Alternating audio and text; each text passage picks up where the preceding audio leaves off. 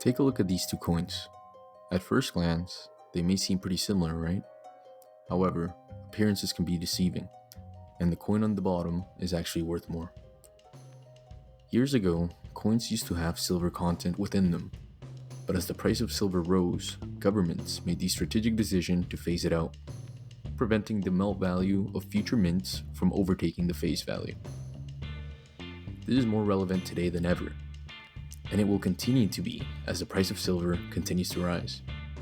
Silver has gone from being around $1 per ounce in the 1960s to over $20 per ounce today. And with some of these coins still circulating, paying a little extra attention when we receive change could mean more money in our pockets. So let's dive into what you should be looking for while searching for American and Canadian silver coins.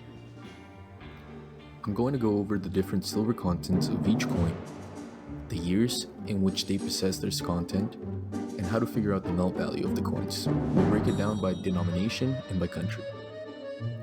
I have also provided a cheat sheet at the end of this video with all this information summarized for your convenience in the description. Plus, stay tuned for another video in the future that could help you time your purchases to maximize value and make more informed investments. So subscribe to be notified for that. So let's start with American coins. We'll begin with the nickel, the lowest denomination of coins with silver content in America. So first up is the Jefferson nickel, silver nickel, or war nickel from 1942 to 1945.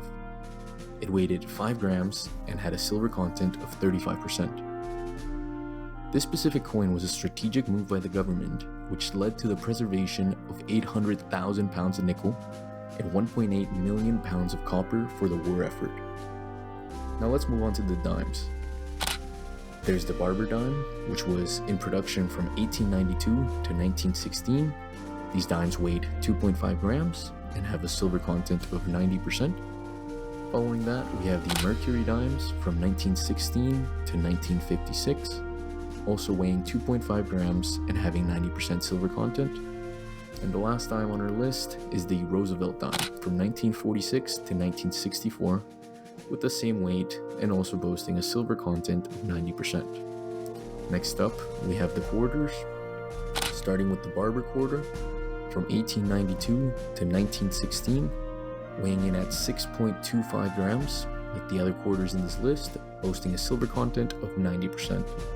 Following that, we have the standing Liberty quarter from 1916 to 1930, and the Washington quarter from 1932 to 1964.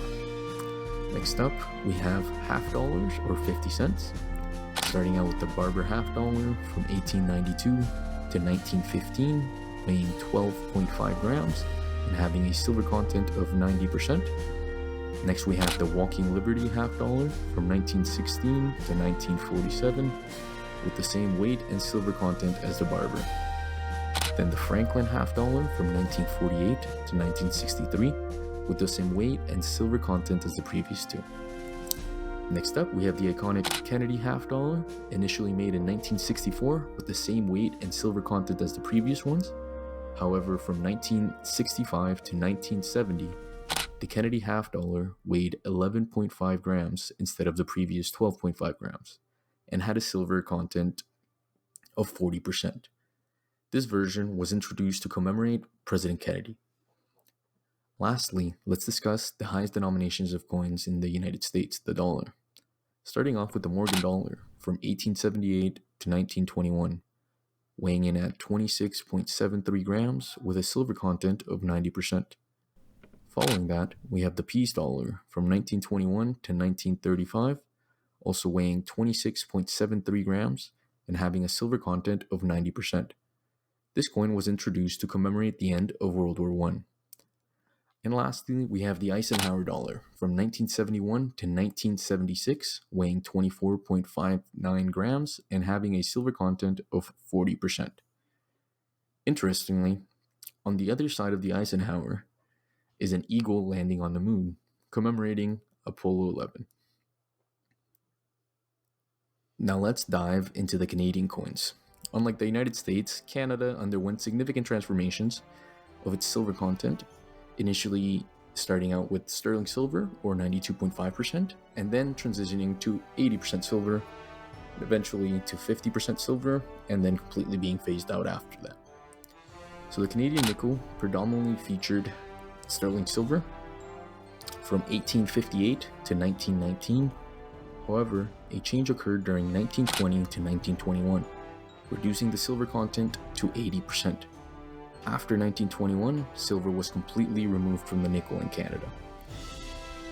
Likewise, the Canadian 10-cent coins followed this pattern, maintaining 92.5% silver content from 1858 to 1919. Subsequently, the silver content was reduced to 80% from 1920 to 1967, and further to 50% from 1967 to 1968. Now, it's important to note that in 1968, some of these coins were no longer silver, so have caution when looking out for these. Now let's move on to the quarter, or the 25 cent, which followed the same composition, basically the same breakdown. 92.5% silver from 1858 to 1919, later reduced to 80% from the 1920s to 1967, and further to 50% from 1967 to 1968. And concluding the overview, we have the $50 or 50-cent piece, boasting 92.5% silver from 1870 to 1919, and then afterwards transitioning to 80% silver from 1920 to 1967. And finally, we have the dollar, produced from 1935 to 1967 with an 80% silver content and weighing 23.3 grams. So what caused the shift from sterling silver to 80% silver in 1919? The transition was prompted by the increasing price of silver during that time, rising from approximately 50 cents per ounce to $1 per ounce. Governments globally, including Canada, made adjustments to reduce production costs while ensuring a reasonable silver content in the coins.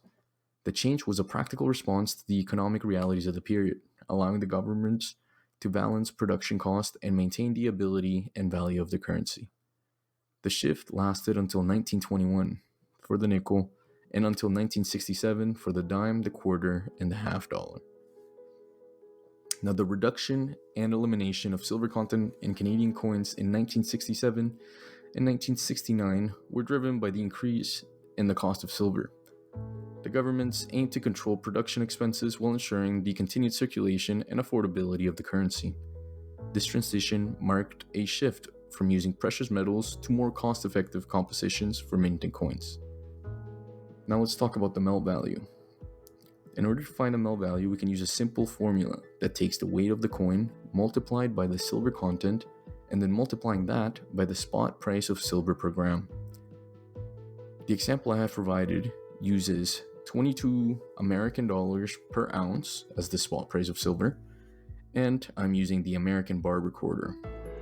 So when we plug the numbers into the formula, we can see that this 25-cent coin is actually worth roughly $3.93.